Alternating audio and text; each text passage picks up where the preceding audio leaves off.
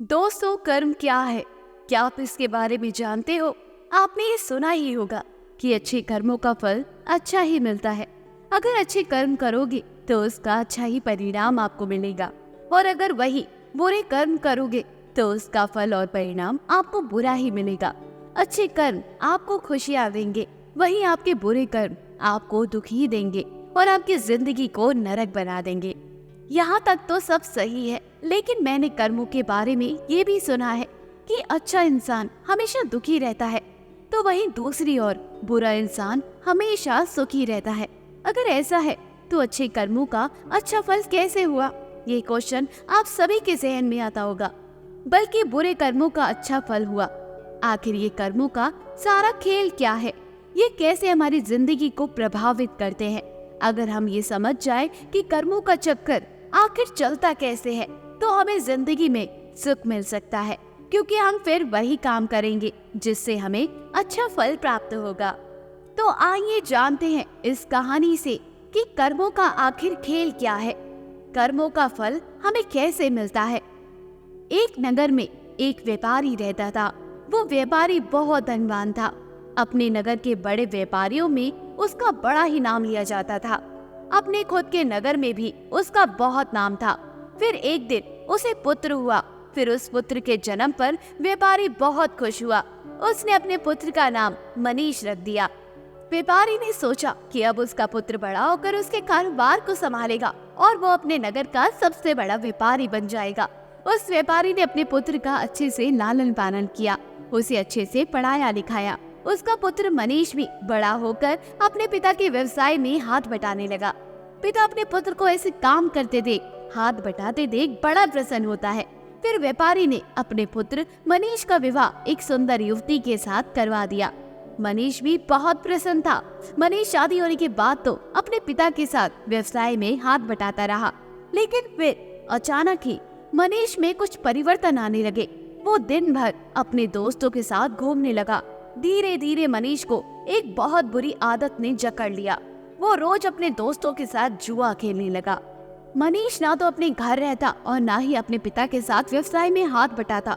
धीरे धीरे समय निकल रहा था। समय के साथ मनीष के पिता भी बूढ़े हो गए। बूढ़े होने के कारण उनके पिता व्यापार की देखभाल भी नहीं कर पा रहे थे, और मनीष तब व्यापार की देखभाल करना तो दूर की बात है, वो तो उन पैसों को उड़ा रहा था और जो भी व्यापार से प्राप्त हुआ था। व्यापार की देखभाल नहीं होने के कारण धीरे धीरे उस व्यापार में बहुत नुकसान होने लगा। मनीष के पिता ने मनीष को बहुत समझाया कि मैंने इतनी मेहनत करके इतना बड़ा व्यापार खड़ा किया है, अगर तुम इसे नहीं संभालोगे तो एक दिन ये पूरी तरह नष्ट हो जाएगा।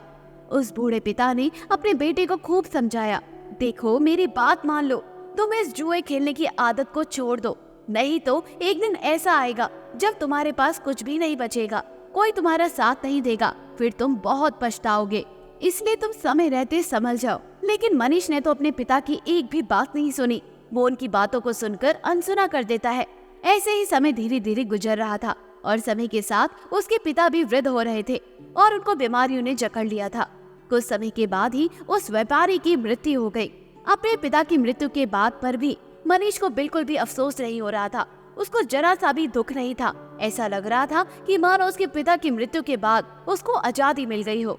अब उसे कहने सुनने वाला कोई रहा ही नहीं था। अब तो मनीष पहले से अधिक दिन रात जुआ खेलने लगा। मनीष जुआ खेलकर बहुत बड़ा आदमी बनना चाहता था। वो एक दिन ये सब कुछ हासिल कर लेना चाहता था, जिसके कारण अब वो जुए में बड़े दाव पेच लगाने लगा था। मनीष की माँ ने मनीष को बहुत समझाया कि बेटा, तुमने बहुत सारा धन गवा दिया, अब तो जो भी थोड़ा धन बचा है उसे भी लुटाने पर क्यों लगे हो। और वो कहते हैं ना कि जब मनुष्य का विनाश होता है तो उसकी बुद्धि काम करना छोड़ देती है। मनीष अपनी माँ की बात एक कान से सुनता था और दूसरे कान से निकाल देता था। उसे कोई भी बात का कोई भी फर्क नहीं पड़ता था। मनीष अब दिन रात जुआ खेलने में व्यस्त रहता था। उसे किसी भी बात का कोई होश नहीं था। मनीष के पास कोई कुबेर का खजाना तो था नहीं, जो कभी खत्म ही नहीं होता। धीरे धीरे मनीष का सारा खजाना खत्म होने लगा। फिर एक दिन ऐसा आ गया जब मनीष के पास कुछ भी नहीं बचा। जुआ खेलने में उसका सारा धन समाप्त हो चुका था। वो अपना सब कुछ गंवा चुका था। जब मनीष की माँ ने ये सब सुना कि उसका बेटा जुए में सब कुछ हार चुका है, तो उसकी माँ की मृत्यु हो गई। उसकी माँ को बहुत ही बुरा आघात लगा। लेकिन मनीष को भी अपनी माँ की मृत्यु का भी कोई अफसोस नहीं हुआ। उसे किसी भी बात का कोई भी फर्क नहीं पड़ता था। उसके लिए कोई जिए या कोई मरे, वो दिन रात भर जुआ खेलता रहता था। मनीष का सारा धन समाप्त हो गया था। फिर उसने दूसरे व्यापारियों से कर्ज लेना शुरू किया। मनीष तो व्यापारी का बेटा था, तो उसे किसी ने भी दान देने से मना नहीं किया, लेकिन मनीष ने तो वो धन भी जुए में खेलने में नष्ट कर दिया। अब मनीष के ऊपर बहुत सारा कर्ज हो चुका था। अब उसके घर में 2 वक्त का खाना खाने के लिए भी धन नहीं बचा था। अब तो मनीष की हालत ऐसी हो गई थी, अब उसके पास ना तो खाने के लिए कुछ था और ना ही पहनने के लिए कपड़े बचे थे। वो बिल्कुल कंगाल हो चुका था। अब पूरे नगर में सबको अभी ये पता चल चुका था कि मनीष अब तो कंगाल हो चुका है, उसके पास कुछ भी नहीं है। जब मनीष किसी से मदद मांगने जाता तो सब उसे मना कर देते थे। एक समय वह भी था जब उसके परिवार का नाम नगर के बड़े बड़े व्यापारियों में आता था, लेकिन मनीष की इस गंदी आदत के कारण उसने अपना सब कुछ गवा दिया था। अब कोई भी उसकी मदद नहीं करता था। मनीष का जब सब कुछ समाप्त हो गया, तब उसे इस बात का एहसास हुआ कि समाज में लोग तभी इज्जत करते हैं जब उसके पास पैसा है। जैसे ही मनुष्य का पैसा खत्म हो जाता है, तो उसके साथ साथ इज्जत भी खत्म हो जाती है। लोग उसी मनुष्य की इज्जत करते हैं जो मेहनत से कमाता है और अपने जीवन में एक कामयाब इंसान बनता है। जब मनीष के ससुर को ये बात पता चली कि उसका दामाद कंगाल हो चुका है, तो वे अपनी पुत्री की चिंता करते हुए तुरंत ही अपनी पुत्री से मिलने चले गए। उन्होंने वहाँ जाकर देखा कि उनकी पुत्री तो बहुत दुखी है। उनकी पुत्री ने फटे पुराने कपड़े पहने थे। भूख के कारण उनका गुलाब सा चेहरा मुरझा चुका था। अपनी बेटी की ऐसी हालत देखकर उनको मनीष पर बहुत गुस्सा आया। उसने अपनी बेटी को अपने साथ घर ले जाने का निश्चय कर लिया था। उसने ना ही मनीष को कुछ कहा और ना ही कुछ सुना। अपनी पुत्री को लेकर वो वहाँ से चले गए। जब मनीष घर पहुँचता है, तब उसे पता चलता है कि उसकी पत्नी को उसके ससुर उसके साथ घर ले गए हैं। यह देखकर मनीष बहुत दुखी होता है। अब वो बिल्कुल ही अकेला पड़ चुका था। अब तो ना उसके पास पैसा था, ना बीवी थी, ना ही उसके माता पिता थे। सब लोग उसे अकेला छोड़कर चले गए थे। मनीष अपनी ऐसी हालत देखकर फूट फूट कर रोने लगा। अब मनीष को अपने पिता की हर वो बात याद आने लगी जो उसके पिता ने उसे समझाई थी। उनकी ऐसी हालत का जिम्मेदार वो खुद ही था। वो अपने आप से ही कहने लगा कि एक दिन ऐसा था जब मेरी गिनती नगर के बड़े बड़े व्यापारियों में होती थी और आज मेरे पास खाने के लिए खाना तक नहीं है। मैंने अपने पिता की सारी जमा पूंजी जुए में हरा दी है। अब आज के बाद मैं कभी जुआ नहीं खेलूंगा और अब मैं मेहनत करूंगा और अपना खुद का व्यापार फिर से खड़ा करूंगा। यह सोचकर मनीष अपने ससुर से मिलने के लिए चला जाता है ताकि वह उनसे कुछ पैसे उधार ले ले और अपना व्यवसाय शुरू कर सके। सुबह होते ही वे अपने ससुर से मिलने के लिए निकल पड़ता है। शाम होते होते वे अपने ससुराल तक पहुंच जाता है। ससुराल पहुंचकर वो अपनी हालत को देखकर रोने लगता है। अपने फटे पुराने कपड़ों को देखकर वह सोचता है कि वो अपने ससुराल ऐसे फटे पुराने कपड़ों में तो नहीं जा सकता। मेरी थोड़ी बहुत तो इज्जत है, जो इज्जत है वो भी चली जाएगी। मैं इज्जत को नहीं गवा सकता। मैं साफ सुथरे कपड़े पहनकर ही अपने ससुर से मिलने जाऊंगा। फिर उसे ध्यान आया कि उसके पास तो पैसे ही नहीं है। फिर वो नए कपड़े कहाँ से खरीदेगा? पर अगर वो फटे पुराने कपड़ों में ससुराल जाएगा तो उसकी बची कुची इज्जत भी खत्म हो जाएगी। यह सब सोचकर वो इधर उधर देखने लगा। उसकी नजर एक कपड़े की दुकान पर जाती है, लेकिन शाम हो जाने के कारण वो दुकान भी बंद हो जाती है।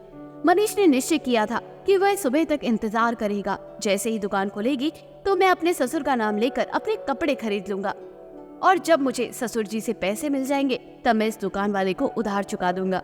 अपने फटे पुराने कपड़ों में ससुराल वालों के घर जाने से अच्छा है कि मैं रात में इस दुकान के बाहर ही निकाल लूं। यह सब सोचकर मनीष उस कपड़े की दुकान के बाहर ही सो जाता है। रात्रि हो चुकी थी। चारों तरफ सन्नाटा छाया हुआ था। सभी लोग गहरी निंद्रा में सो चुके थे, पर मनीष को नींद नहीं आ रही थी। भूखे पेट भला कोई कैसे सो सकता है? मनीष भूख के मारे इधर उधर करवटें ले रहा था। तभी मनीष ने देखा कि एक युवक चुपचाप दुकान के भीतर जा रहा था। उस युवक के भीतर जाने की कुछ देर बाद ही एक स्त्री भी दबे पांव उस तरफ आई और दुकान के अंदर चली गई। मनीष ने स्त्री को अंधेरे में जानी पहचानी लग रही थी। मनीष ने उस स्त्री को ठीक ढंग से देखने के लिए दुकान की खिड़की से दुकान के भीतर झांका। उसने देखा, वो देखकर उसके होश उड़ गए, क्योंकि वो औरत कोई और नहीं बल्कि उसकी पत्नी थी। फिर मनीष ने अपनी पत्नी और उस युवक की बातें ध्यान से सुनी। मनीष की पत्नी उसी वक्त उससे कह रही थी कि मेरे प्राण प्रिय, मैं तुमसे बहुत प्रेम करती हूँ और मैं तुमसे विवाह करके पूरी जिंदगी तुम्हारे साथ रहना चाहती हूँ। मैंने आज तुम्हें यहाँ तक एक राज बताने के लिए बुलाया है ताकि हम विवाह के बाद आराम से रह सके। हमारे पास किसी भी चीज की कोई कमी ना हो। उस युवक ने बड़ी उत्सुकता के साथ पूछा कि कौन सा राज, तुम किस राज की बात कर रही हो? फिर मनीष की पत्नी ने उस युवक से कहा कि मेरे ससुर जी बहुत धनी व्यापारी थे, उनके पास बहुत धन था। उन्होंने अपने जीवन में बहुत कठिन परिश्रम किया था और खूब सारा धन कमाया था, और उन्होंने अपने जीवन में 4 घड़े सोने के सिक्कों से भरवाकर मकान के चारों कोनों में गड़वा दिए थे। ये काम उन्होंने इसलिए किया था ताकि बुरे समय में उस धन का उपयोग किया जा सके। उन्होंने अपने जुआरी बेटे को इस धन के बारे में नहीं बताया था, क्योंकि उनको डर था कि उनका जुआरी बेटा ये सब धन जुए में गवा देगा। फिर मेरी ससुर की मृत्यु हो जाने के बाद मेरी सास ने मुझे ये सब बताया। ये सारी बात सुनकर वो युवक बोला कि अब मुझे क्या करना चाहिए? तुम जैसा कहोगी मैं वैसा ही करूँगा। फिर मनीष की पत्नी ने उस युवक से कहा कि तुम जल्दी से मेरे ससुराल जाओ और मेरे मूर्ख पति से वो मकान खरीद लो। वो मकान तुम्हें आसानी से दे देगा, क्योंकि उसने अपनी सारी जमा पूंजी तो जुए में हरा दी है। अब उसके पास कुछ भी नहीं है और पैसों की उसे बहुत जरूरत है। फिर तुम उसका मकान खरीद लो और मकान खरीदकर चारों कोनों की खुदाई करना और उन चारों कोनों में घड़ों को कब्जे में कर लेना, जिसके बाद हमें कभी भी धन कमाने की आवश्यकता नहीं पड़ेगी। फिर हम पूरा जीवन खुश रहेंगे। अपनी पत्नी की सारी बात सुनकर मनीष को गहरा आघात लगा। वो सोचने लगा कि आज मेरी बुरी आदतों के कारण मेरी पत्नी मेरी नहीं है, बल्कि वो पराये पुरुष के साथ है, उसका साथ दे रही है और उससे विवाह करने की योजना बना रही है। लेकिन मैं ऐसा कभी होने नहीं दूंगा। मैं अपनी कमाई हुई दौलत को इस आदमी के हाथों कभी नहीं जाने दूंगा। माना कि मैं बुरी संगत में पड़ गया था, मुझे जुआ खेलने की गंदी लत लग गई थी, लेकिन अब मुझे सब कुछ समझ आ गया है। अब मैं अपने पिता की दौलत को इस तरह लुटने नहीं दूंगा।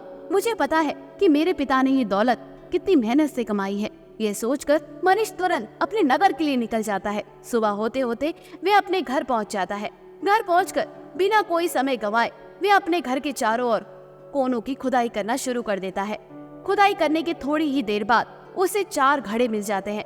फिर वे उन चारों को सोने से सिक्के निकाल लेता है और उन घड़ों में कोयला भरकर वापस उसी जगह रख देता है। इसके बाद मनीष अपनी पत्नी के प्रेमी का इंतजार करता है। कुछ दिनों के बाद उसकी पत्नी का प्रेमी उसके घर आता है और उसके घर आकर उससे बोलता है कि मैंने सुना है कि तुमने अपना सब कुछ गवा दिया और तुम्हें पैसों की बहुत जरूरत है। तुम मुझे ये अपना घर बेच दो, क्योंकि मुझे इस नगर में अपना व्यवसाय शुरू करना है। मुझे घर की जरूरत है और तुम्हें पैसों की। तुम्हें पैसे मिल जाएंगे और मुझे घर। इससे हम दोनों की जरूरतें पूरी हो जाएंगी। मनीष तो इसी मौके का इंतजार में था। उसे उस आदमी की सारी योजना पहले से पता थी। उसने तुरंत अपना मकान उसे बेच दिया और फिर मनीष मकान बेचने से मिली रकम और सोने के सिक्कों को लेकर दूसरे नगर चला गया, ताकि वो वहाँ जाकर अपना व्यवसाय शुरू कर सके। वहाँ पहुंचकर मनीष ने व्यापार शुरू किया। शुरू में उसे बहुत कठिनाई हुई। उसने खूब मेहनत की और अपने आप को बुरी आदतों से दूर रखा। व्यापार में कभी कभी थोड़ी ऊंच नीच हो जाती है, लेकिन उसने सब कुछ संभाल लिया। आखिर वो व्यापारी का ही बेटा था। उसे व्यापार के बारे में सारी जानकारी थी। धीरे धीरे मनीष का व्यापार चल पड़ा। थोड़े से दिनों में ही उसने बहुत सारा धन कमा लिया। फिर उस नगर में रहने वाले एक सेठ की नजर मनीष पर पड़ती है। सेठ ने मनीष को देखकर ये सोचा कि ये युवक बहुत बड़ा मेहनती है। इसने इतने कम दिनों में अपने व्यापार को बुलंदियों पर पहुंचा दिया। मैं अपनी बेटी की शादी इस युवक से करवा देता हूँ। मुझे अपनी बेटी के लिए इससे अच्छा लड़का तो मिल ही नहीं सकता है। फिर वो सेठ उस युवक के पास आया और मनीष के सामने शादी का प्रस्ताव रख दिया। मनीष ने भी सेठ का प्रस्ताव स्वीकार कर लिया। सेठ ने अपनी बेटी की शादी मनीष से करवा दी। अब मनीष के पास पहले जैसा सब कुछ हो गया। उसने धन कमा लिया, इज्जत कमा ली थी, शादी भी हो गई थी। अब उसके पास सब कुछ था। अब मनीष अपना जीवन हंसी खुशी व्यतीत करने लगा। अब उसके पास किसी भी चीज की कोई कमी नहीं थी। उधर मनीष की पुरानी पत्नी का प्रेमी वो घर पाकर बहुत खुश हो रहा था, लेकिन जब उसने मकान के चारों कोनों की खुदाई की तो उसे सोने के सिक्कों के बदले कोयलों के भरे 4 घड़े मिले और कोयलों से भरे घड़ों को देखकर वो छाती पीट पीट कर रोने लगा। उस युवक को मनीष की पत्नी पर बहुत क्रोध आ रहा था। वो सोच रहा था कि काश उसने उसकी बात नहीं मानी होती। उसने मुझे ठगा है। अगर मैंने उसकी बात नहीं मानी होती तो मुझे आज अपना धन नहीं गंवाना पड़ता। मुझे ना तो सोने के सिक्के प्राप्त हुए, बल्कि मेरे जीवन भर की पूंजी मेरे से छिन गई और इस घर को खरीदने में मैंने अपना सारा धन गंवा दिया। अब मेरे पास कुछ भी नहीं बचा। मैं तो बिल्कुल कंगाल हो चुका हूँ। उस युवक ने निश्चय किया कि अब वो अपनी प्रेमिका यानी मनीष की पत्नी को सबक सिखाएगा। वो वापस अपने गांव लौटा और अपनी प्रेमिका को बुलाया और कहा कि चंडाल, तूने मुझे ठगने की कोशिश की है, मेरी सारी जमा पूंजी तूने बर्बाद कर दी है, अब मेरे पास कुछ भी नहीं बचा है। तूने तो कहा था उन घड़ों में सोने के सिक्के मिलेंगे, उन घड़ों में तो कोयले निकले हैं। तूने मुझे बर्बाद कर दिया, तूने मुझे कहीं का नहीं छोड़ा। मैंने तुम्हारे ऊपर विश्वास कैसे कर लिया, तूने मेरी जिंदगी बर्बाद कर दी है। अब तू देख मैं तेरा क्या हाल करता हूँ, अब तू किसी को मुंह दिखाने के लायक नहीं रहेगी। यह कहकर उस प्रेमी ने अपनी प्रेमिका की नाक और कान को छुरी से काट डाला और वहाँ से चला गया। अब मनीष की पत्नी अपनी ऐसी हालत पर फूट फूट कर रोने लगी। वो इतनी बदसूरत हो गई थी कि अगर वो अपना आप को शीशे में देख ले तो वे खुद ही डर जाएगी। अपनी ऐसी हालत की जिम्मेदार वो खुद ही थी। अब वो जीवन भर इसके लिए पछतावा करती रहेगी कि काश उसने ऐसा नहीं किया होता। लेकिन अब जो सो हो गया सो हो गया। बीते हुए कल को हम वापस नहीं ला सकते, बस बीता हुआ कल हमें कुछ सिखा कर जाता है। उधर मनीष ने अपनी गलती से पहले ही सीख लिया था कि बुरे कर्म करोगे तो उसका परिणाम भी बुरा ही प्राप्त होगा, और अगर अच्छे कर्म करोगे, परिश्रम और निष्ठा पूर्वक जीवन निर्वाह करोगे तो तभी अच्छा परिणाम भी प्राप्त होगा। हमारा जीवन तभी खुशियों से भरेगा। किसी ने सत्य ही कहा है कि परिश्रम और लगन से कार्य करने पर हम जीवन में सफलता प्राप्त कर सकते हैं, बुरे कार्य करके हमें असफलता प्राप्त होगी। तो दोस्तों देखा, जब तक मनीष बुरे कर्म कर रहा था, जुए में अपना सब कुछ गंवा रहा था, उसके कर्मों के हिसाब से उसको बुरा फल मिल रहा था। लेकिन फिर बाद में जैसे ही उसे ये एहसास हुआ कि बुरे कर्म उसे बर्बाद कर रहे हैं, तो उसने बुरे कर्मों को छोड़कर अच्छे कर्म अपनाए। इसलिए दोस्तों, चाहे देर से सही, लेकिन बुरे कर्मों का फल परिणाम हमेशा ही बुरा होता है। वहीं दूसरी ओर अच्छे कर्मों का परिणाम सदैव जीवन का हितकारी होता है। तो दोस्तों, कैसी लगी आपको बुद्धा स्टोरीज हिंदी की ये कहानी? हमें कमेंट करके जरूर बताइए कि आपको हमारी ये चुप रहना सीखो कैसी लगी। और हाँ, इस चैनल को सब्सक्राइब जरूर कर लेना। तो मिलते हैं हमारी अगली कहानी में, तब तक के लिए अपना ख्याल रखिएगा।